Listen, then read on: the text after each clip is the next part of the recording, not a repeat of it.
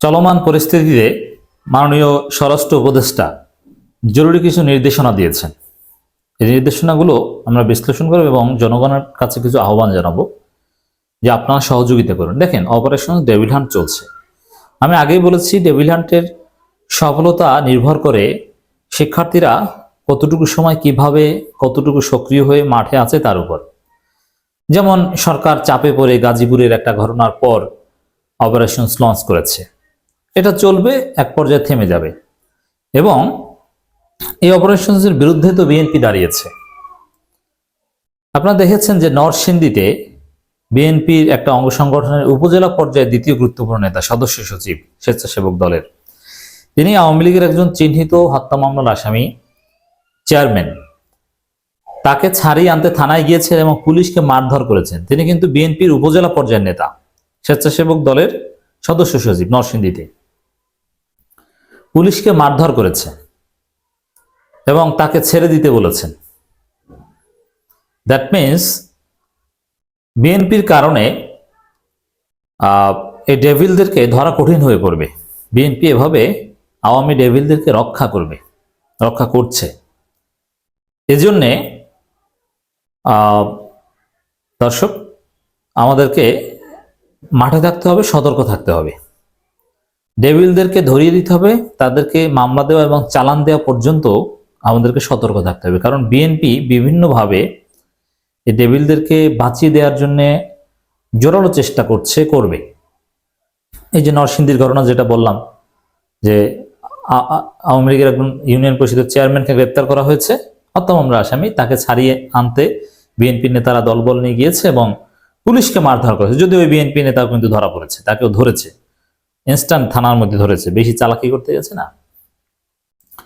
এই জন্যে ডেভিলদেরকে ধরিয়ে দিতে জনতাকে মাঠে থাকতে হবে, ছাত্রদেরকে মাঠে থাকতে হবে, কারণ বিএনপি তাদেরকে বাঁচিয়ে দিতে পারে।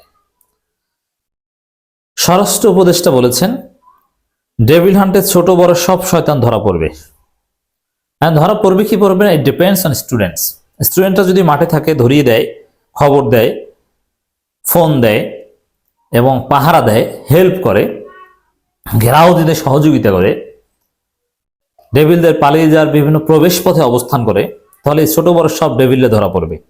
নইলে বিএনপি এইভাবে বিভিন্নভাবে, আওয়ামী লীগের সন্ত্রাসীরা বেশিরভাগই বিএনপির আত্মীয়, অথবা আত্মীয় পরিচয় নানানভাবে টাকা পয়সা খেয়ে এই ডেভিলদেরকে বিএনপি ছাড় দেওয়ার চেষ্টা করছে।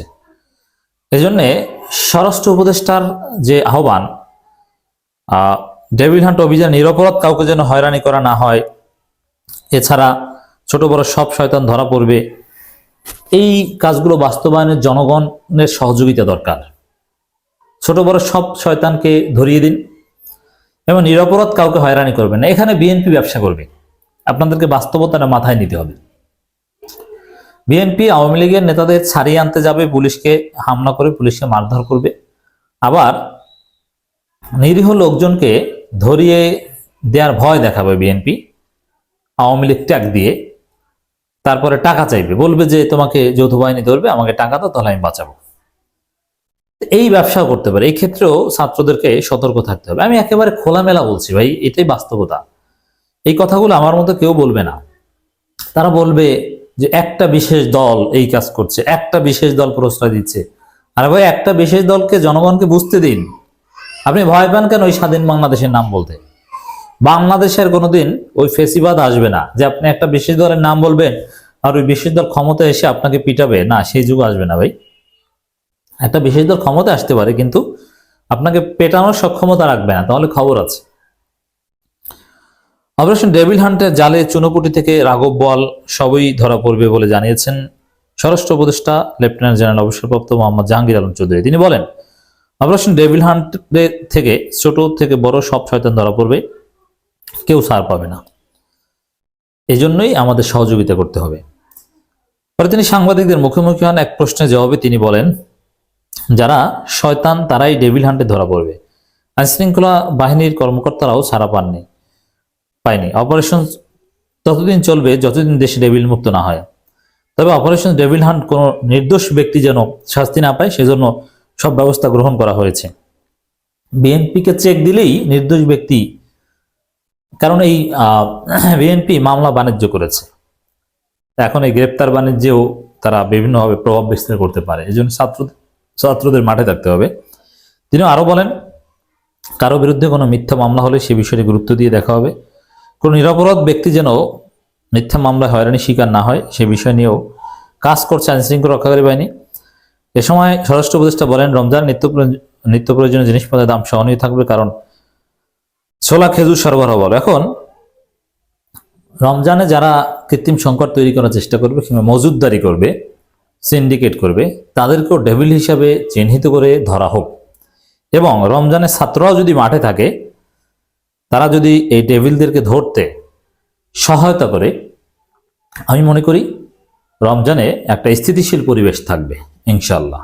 অতএব আসুন, আইনশৃঙ্খলা রক্ষাকারী বাহিনীকে সহযোগিতা করুন, ছাত্ররা মাঠে থাকুন, ডেভিলদের ধরতে সহায়তা করুন, নিরপরাধ মানুষকে যেন হয়রানি করা না হয়। দেশে কোনো আতঙ্ক থাকবে না, থাকবে শান্তি, নিরাপত্তা। নিরপরাধ মানুষগুলো সবসময় আনন্দে থাকবে, আর অপরাধীরা দৌড়ের উপর থাকবে।